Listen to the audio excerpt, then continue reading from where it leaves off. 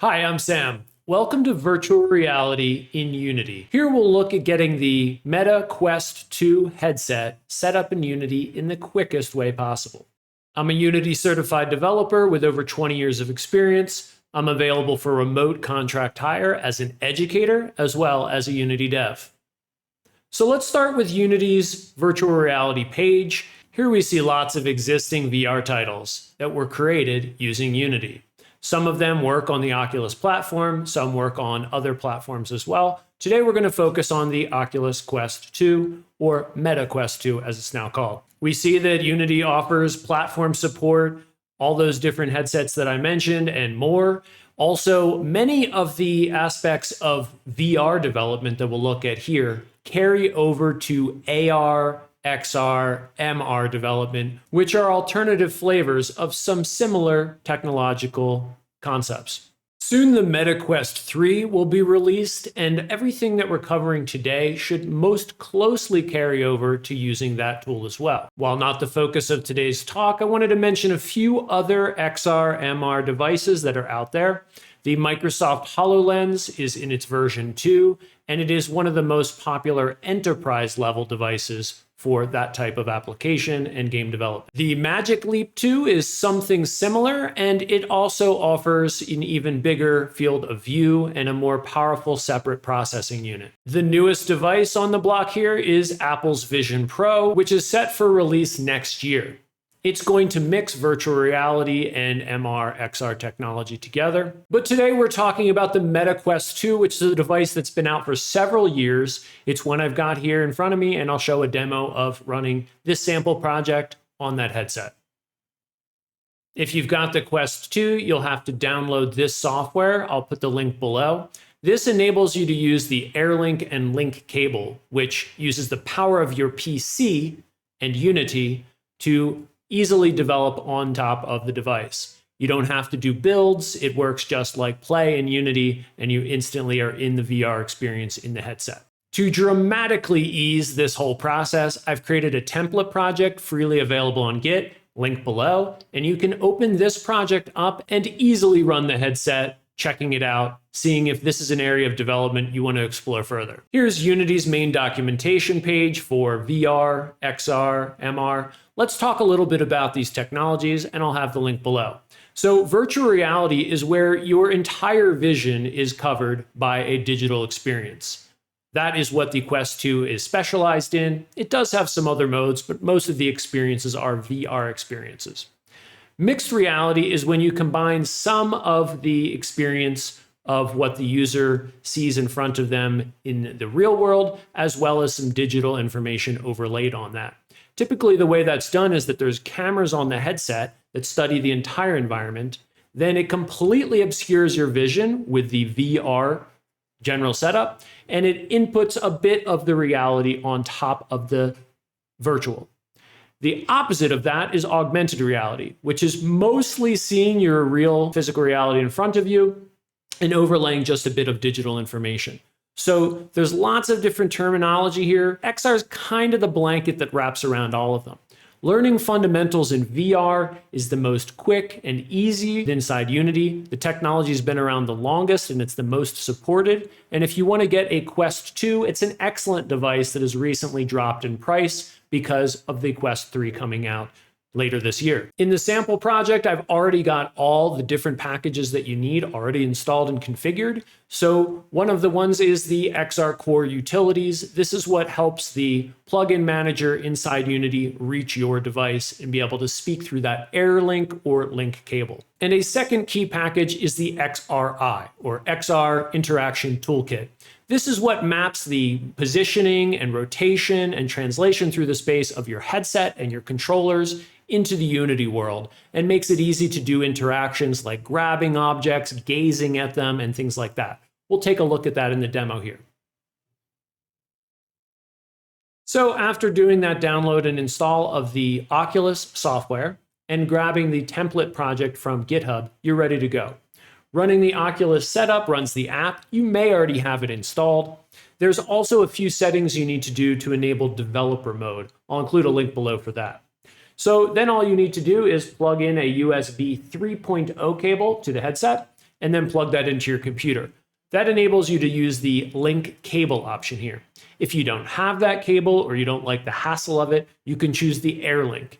In my experience, that link cable is a much more quick, well-refreshed, and bug-free experience, but it is nice to use the AirLink here and there when you don't want to have the hassle of the cable, particularly if you're developing something that's room scale. So I'll choose link cable here, and then I'm ready to go. Here inside the Unity editor, I've got the template project opened up, and I'll just explore a little bit of the structure. First of all, there's in the inspector here, we see a README file that points back to the repo where this package lives, so you can look at that. You can also edit this README file if you want to include it in whatever it is that you're building. It has some nice handy tips there included in the docs.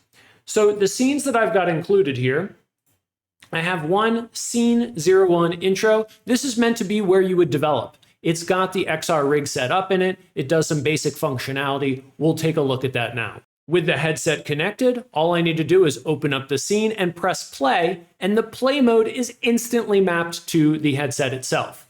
You'll notice that the scene geometry looks a little odd here. That's just because the camera and the two controllers are all at the origin here, so it gives us this interesting look. Once we sync to the headset, the hand positions that you have in the physical world will be mapped to where the controllers are, so everything will look good.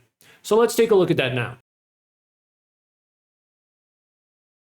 So here we are in the headset. First, I have to enable recording. Now, I've already done that to be able to show you where to find it. But in the camera here, up at the top, you choose recording if you wanted to record your own sessions.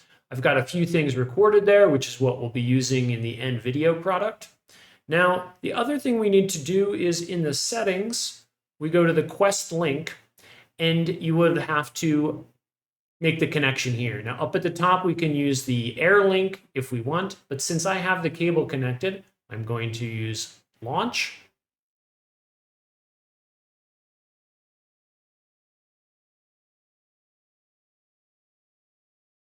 Now here we are in a slightly different look. This is actually running as if you have a Rift device, which is a different Meta device. And down here, we can take advantage of lots of different features, being able to play production games there. But what we want to do, we could explore desktop here, but I'm just going to use my keyboard here, and I'm going to hit play inside the Unity editor.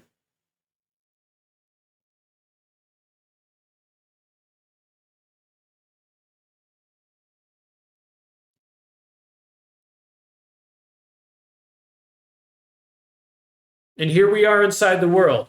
Now it's a little bit janky, I think, because I'm doing recording while I'm viewing it, but generally this is very smooth, and you get the full models of both of the controllers. That's one of the things I included in the templates.